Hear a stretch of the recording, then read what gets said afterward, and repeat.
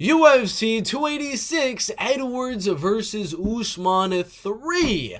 Full card betting breakdown. My favorite bets to make at UFC 286. Possible parlay pieces. Some props you might be thinking about. Some dog bets. Some good money line bets as well. Where I think you can actually find some value at UFC 286, given that there are a lot of big favorites like Marvin, Vettori, Gunnar, Nelson, Jack Shore, Muhammad Mokaev, Jake Hadley, Leroy, Duncan, Juliana Miller. There's a lot of very big favorites on this UFC 286 pay-per-view, so we're going to go through this entire card bottom to top and look at some of the fights we can be betting on and make some money this weekend. So check the description down below. I probably am going to put the timestamps to where I'm actually going to be doing the betting breakdown for every single one of the fights.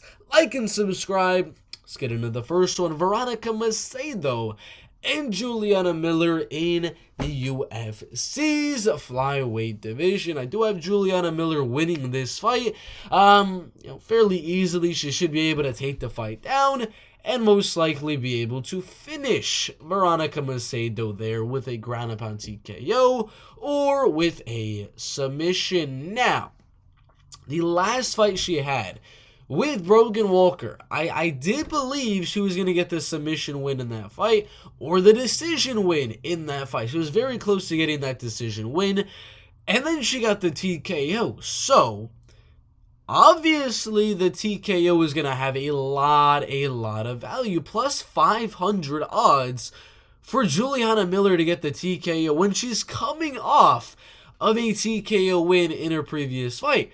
That is very, very valuable in my opinion. Now, do I think she'll get the TKO? No, it's a valuable bet though, to put like a few dollars on. What I do think she's going to get is the submission in this fight, but the submission really doesn't have much value at plus 175. When the odds started out, dude, for sure I am putting a unit, half a unit, somewhere around that range on Juliana Miller by submission.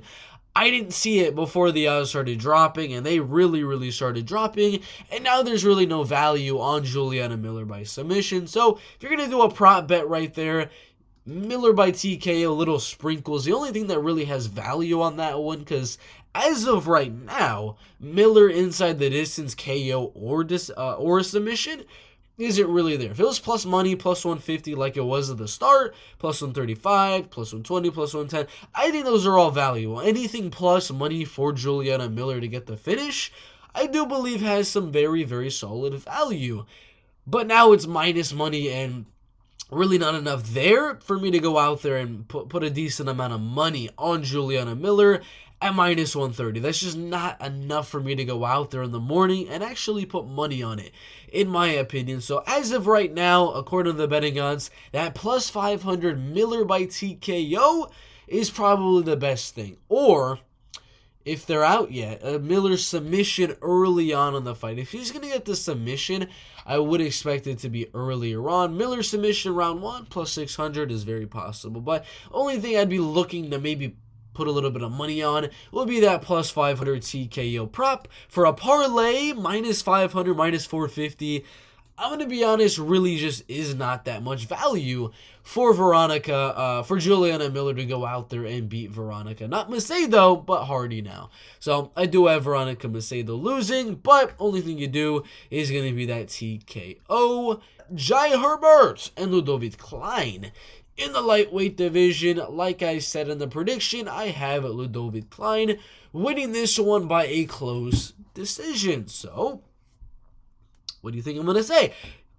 Ludovic Klein by decision is a very decent bet on the betting odds right here, because plus 150 Klein inside the distance, you really want to put a serious amount of money on that? I really do not. Klein inside the distance, there's really nothing there. Plus 150 for inside the distance, yeah, that's definitely not a worthwhile bet. If you're going to do it inside the distance, when you got to do the KO TKO, that's at plus 225. Even that isn't enough value in my opinion, when Klein by decision is also at plus 225, and most likely once we get some of the other bookies involved, you get plus 250, even up to plus 300. I think high plus 200s, even in the plus 300s, is going to have value for Ludovic Klein, and that's really all I would do. I wouldn't do any scorecards, no action or anything like that. Wouldn't do any round props over 2.5. Fight goes to a decision, doesn't. Only real thing I like here is going to be Klein by decision once the odds come out for the other bookies. That's about it. Joanne Wood and Luana Carolina. Now, Joanne Wood's odds just straight off the bat, if you can get her minus 160, minus 150, which they're not at right now, but I'm saying if the odds do get to that again, because they were actually there earlier on in the week, if they do get there again, she might have some value on the money line, the decision, over 2.5. No, they do not have any freaking value. No, we're not putting any money on any of those ones. Wood isn't necessarily the finisher of this flyweight division. She doesn't really go out there with the intention to finish every single fight. The last time she got a finish 5 freaking years ago against Kalindra Faria. Ladies and gentlemen, she's not getting the finish, but no, I do not want to risk minus 300 on a mid-level women's MMA fight. Now, Wood by decision is minus 130, but you can see minus 130 to minus 175. You know, there's really no difference there. And I'm going to be dead honest with you, there's nothing for this fight. I've looked at all the props. I've looked at all the round props. The inside the distance scorecards, no action. Both of them winning by decision. Maybe the inside the distances, the over 2.5s, the under 2.5. There's really nothing there for this fight. Unless we get better odds on Joanne Wood later on in the week, there's nothing there. There really is nothing there. This is not a fight you're going to want to bet. For UFC 286, pass. Jake Hadley and Malcolm Gordon in the flyweight division, 26.5 years old. I do have Jake Hadley winning, but goddamn, minus 3 whatever, even minus 400 I think I saw on a few of these bookies.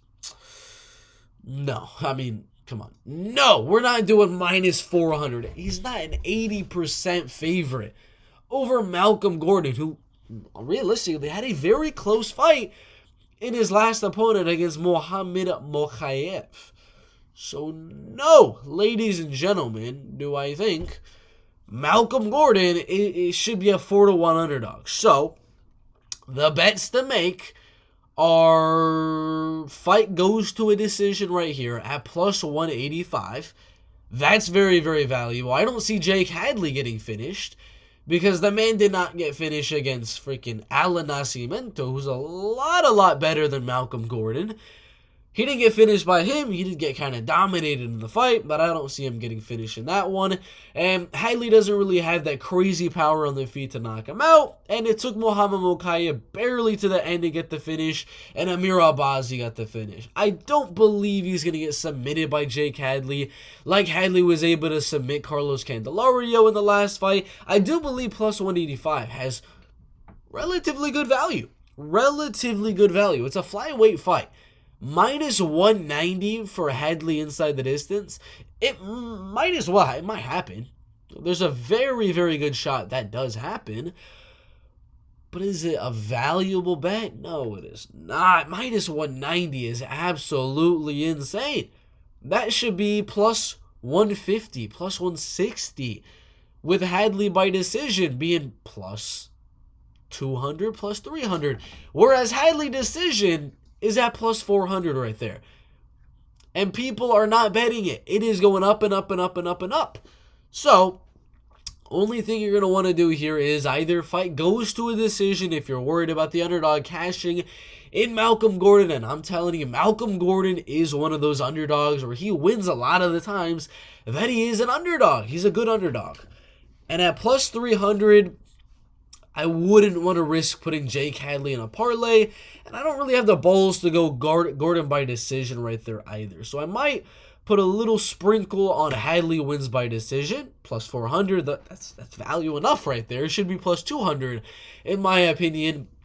And then a little bit on fight goes to a decision, just in case we get that underdog win for my guy Malcolm Gordon. But decisions on this fight are all you really need to look at. It might not happen. You never know. But, I mean, those odds are crazy in my opinion. The Hadley scorecards, no action, should not be that high. So, obviously, we're not doing anything with that. The round props, nope. Decision on that one. It might be a finish. I could be totally wrong, and Jake Hadley goes out there and gets an easy finish.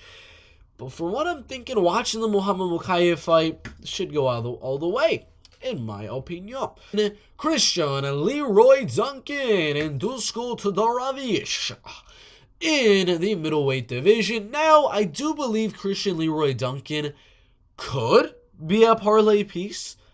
Possibly, if you sprinkle him with like two other like solid guys, or with one other guy in like a prop bet or something like that, you could possibly find a way to make Christian Leroy Duncan a good parlay piece. I think he's pretty solid at the odds you have him at. Minus 200, 205, 210, whatever the case may be. All are pretty okay odds in my opinion for Christian Leroy Duncan as a parlay piece. In the props, Duncan by TKO is not the move. You might think that's the move. That's not the move. Duncan by submission, that is the move. Now, I know what you're saying. Well, why would I go Duncan by submission if the man is getting TKO after a TKO after a TKO and only has one submission win as an MMA fighter by a rear naked choke submission? Well, like I said in my prediction video, he's very explosive on the feet, has very good power, spinning back kicks, flying knees, spinning elbows and punches. Crazy stuff landed from Christian Leroy Duncan. Now, Dusko Todorovic, this guy, he gets rocked a lot in his fights, but he doesn't go down usually on the first shot. Chidi and Joanne was able to do it. Gregory hurt him a few times. And Punahele, it took him a lot of shots before Punahele Soriano was able to go out there and actually put him away. So my thought is, even though he's never been submitted and Christian Leroy Duncan only has one submission win on his record, if he's able to hurt Dusko Todorovic on the feet, get the fight to the ground, there's a solid shot he could go out there and get a submission. And look, money's already coming in on Duncan by submission because there is value on it. Plus 900 now to plus 750. I think anything plus 600 or better is value on Christian Leroy Duncan. Do I think he gets the TKO? Yes. That is my prediction. I'm not betting plus 115 on that. No, I'm not doing that. But plus 750 for the submission? Yeah, I might do that. I very well might do that indeed. And Duncan at minus 200 on the scorecards, no action. I do like that as well. A little sprinkle on that. I would wait for it because I'm assuming it might get to the minus 1 blank. 190, 170, 180 range on the scorecards, no action on some of the other bookies. So that could have some value as well. But the submission is probably the most valuable thing you can do with Christian Leroy Duncan. Might not happen. It's not something you're putting a unit or two on. You're just sprinkling like a quarter unit, a tenth of a unit, 2/10 a unit, whatever the case may be. But yeah, Christian Leroy Duncan, submission prop, very solid.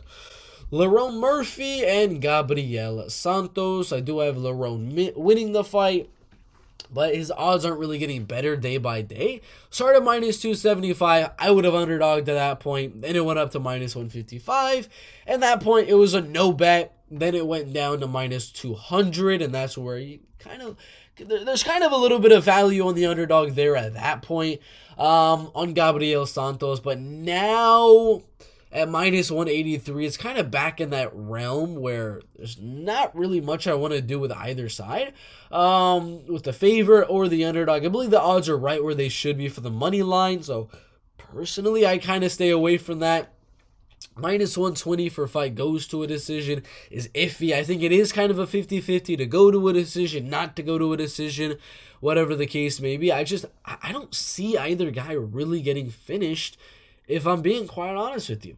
I don't see either guy getting finished. And Murphey minus 120 scorecards, no action. I don't really care. I don't really see either guy getting KO, TKO submitted in this fight, although it is very, very possible. I don't want to really risk the minus 120, so I'm gonna be honest. Lerone, Murphey, and Gabriel Santos. I don't really like what I'm seeing on the money line. I kind of see the odds on the fight goes to a decision, doesn't go to a decision, as being right where they should be. So there's not really enough value there for me to bet. I think it's a pass fight.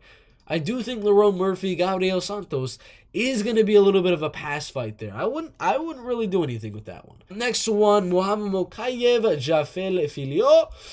I already told you, minus 800. Not really anything worth parlaying over.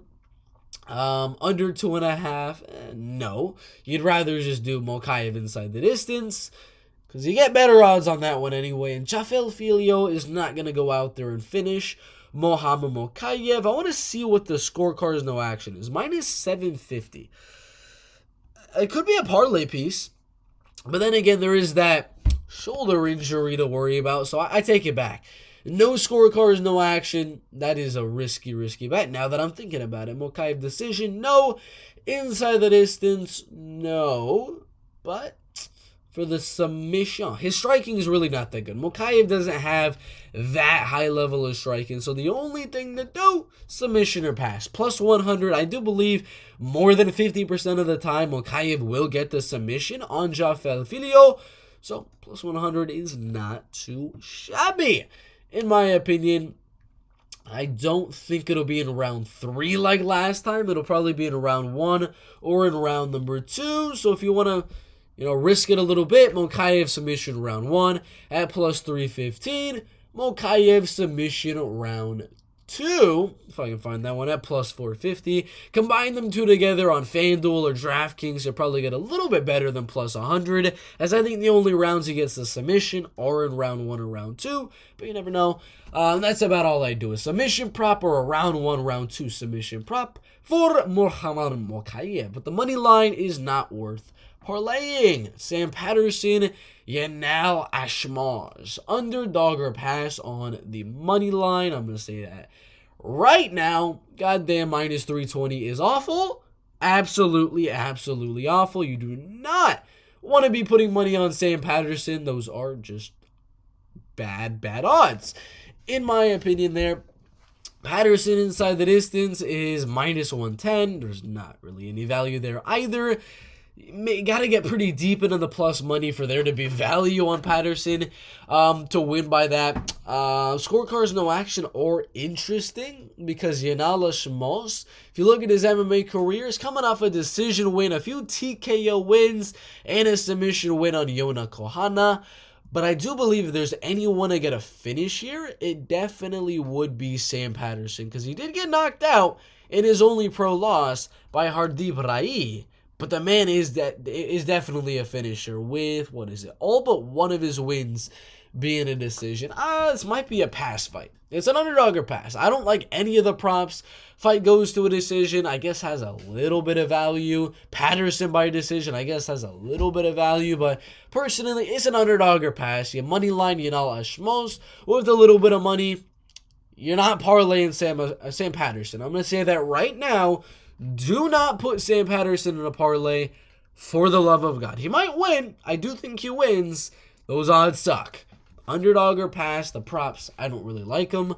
So Chris Duncan and Omar Morales in the welterweight division. Now, this is indeed an interesting fight. It is an underdog or pass type of fight, as it is one of those 50-50 years. If you got that plus money on Chris Duncan right there, for sure. Put a little bit of money on him, because I do believe he wins. Minus 107, plus 100 right there. Minus 115 is the worst you'll get him at, but for most of these, you're getting them at plus money or barely minus money, which I still think is okay for Chris Duncan.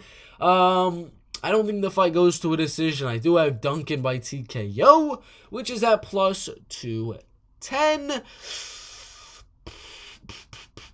But I'd rather Duncan scorecards no action, to be honest. If the Duncan scorecards no action were just as close as the money line, I say that would be the bet to make. But I'm going to be honest, it's really just the money line on Chris Duncan or nothing at all. I don't like decision, submission, TKO, scorecards, no action.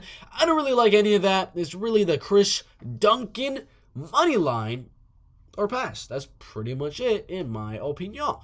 Jack Shore and Makwan. Amirkhani.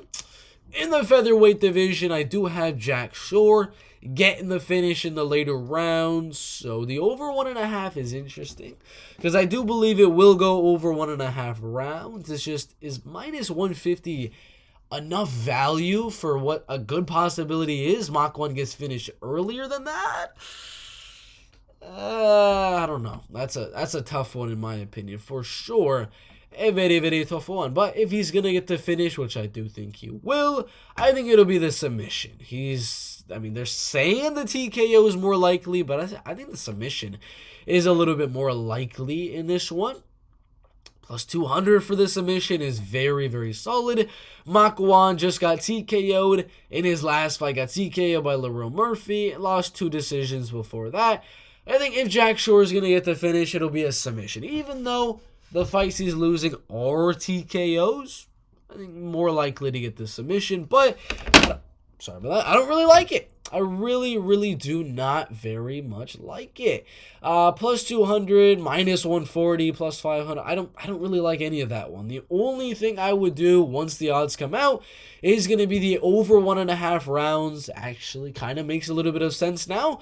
At minus 150. If you can get anything better than minus 150, very, very nice. Very, very nice in my opinion. And Makwan Amirkhani, if you're looking at when he gets finished, late second round, beginning of the second round, but that's Leroy Murphy. Third round, decision. So, over 1.5, I believe, does have value, and that's all I would do. I wouldn't parlay Jack Shore. I don't like those odds. No underdog bet on Makwan, no scorecards, no action. Over 1.5 is actually looking pretty okay, in my opinion. Marvin Vettori, Roman Dolidze in the middleweight division. Money line, no. Prop, yes. Fight goes to a decision. I think these guys are unfinishable. I'm gonna be dead honest. I could, y'all could be watching this video after the fight card has happened, and you see Marvin Vettori knock out Roman Dolidze. You see Roman Dolidze knock out Marvin Vettori. Very, very nice. That is a very, very high probability. And that very well could happen at UFC 286. But I'm really not seeing it. I'm really, really not seeing it. I think this fight going to a decision is one of the most likely fights on the card to go to a decision. Neither man has ever been finished. Vettori gets decision after decision after decision after decision over and over and over again. And the only guy with some real finishing ability is Roman Dolidze. And Marvin Vettori's got a chin like freaking iron. I don't know. Minus 115, minus 120 for Vettori by decision. No, I'd rather just take a little bit of extra just in case Roman Dolidze gets it. Minus 168. Come on, ladies and gentlemen. That's a decent bet right there. Minus 168 for it to go all the way. There's some good value on that one. And I didn't even see it, but there is more odds on this one than there are on most of the other ones. So we are going to refresh on this UFC 286. Let's go down a little bit. Vettori scorecards, no action. I'm going to be honest with you. I do believe Dolidze actually has more of a chance to get the finish. I would agree with the betting odds. They started plus money for Dolidze, which I probably would have put a little bit of a sprinkle on Roman, because Roman's never been finished, and he's a lot more finishing ability than Marvin Vettori. Either fighter by TKO, submission. Come on. Really? All right. What did we have? Yeah, that's pretty much it. Fight goes to decision is all that really looks good. And Marvin Vettori money line, I don't have to tell you. No, those are not good odds for Marvin Vettori. Jennifer Maia, Casey O'Neill. Yeah, Casey O'Neill is not to be bet with. On the money line, minus 180 is not good. Fight goes to a decision at minus 260 is also not good. Casey O'Neill is a finisher. TKO, submission, TKO, TKO. There's a very good shot she could find a way to muster up a finish. And you know veterans, they're always very live for that finish as well. So no, we're not doing anything with fight goes to a decision or doesn't. Whatever the case may be. O'Neill TKO, any of these props, none of them really look good in my opinion. Maia by decision at plus 225, and O'Neill by decision at plus 125. That's about it. That is literally it. It's not something I want to moneyline Casey O'Neill. There's really not enough value there, but I think a little bit more than 50% of the time, O'Neill wins the decision. Jennifer Maia probably wins the decision about 45% of the time as well. So I think this is a very, very 50-50 fight. I said it's going to be one of the closest fights on the card. Split decision type of one. So O'Neill by decision at plus 125. Even if there is, I don't think they show it just yet, because they're not showing the DraftKings odds anymore for some reason. But usually DraftKings has the split decision odds, which has some value, but plus 125 or pass, there's not really anything there on Casey's money line, and she's not finishing Jennifer Maia. I'm going to say that right now. Manon Fiora wasn't able to. Okay, Lucha Kagan, Shevchenko, Joe Kagan, Carmouche, Deanna Bennett, Leslie Smith, Vanessa Porto, and only Sheila Gaff. Way long time ago. Come on, no finish. Casey O'Neill by decision. Gunnar Nelson and Bryan Bam Bam Barberina in the welterweight division. Do I have Gunnar Nelson winning by submission early on in the fight or by a unanimous decision? So it's really whichever one has more value. And that is definitely going to be the decision. Now, you might be thinking, oh, Gunnar is going to easily get the submission, man. No, he didn't get a submission in his last fight. That one was a unanimous decision, and you could be also saying Bryan just got rear-nakeded by Javier Dos Anjos. So, well, Gunnar Nelson should be able to rear-naked him as well. He's very good at grappling. I don't think so.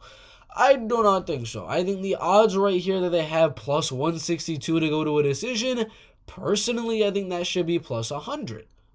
I think that should be a lot closer. And plus 100 for Nelson by submission, I think that should be like plus 200, plus 210, 220, somewhere around that range. Whereas what I also think Gunnar Nelson by decision should be around that range as well. Maybe a little bit higher at plus 150, somewhere around that range.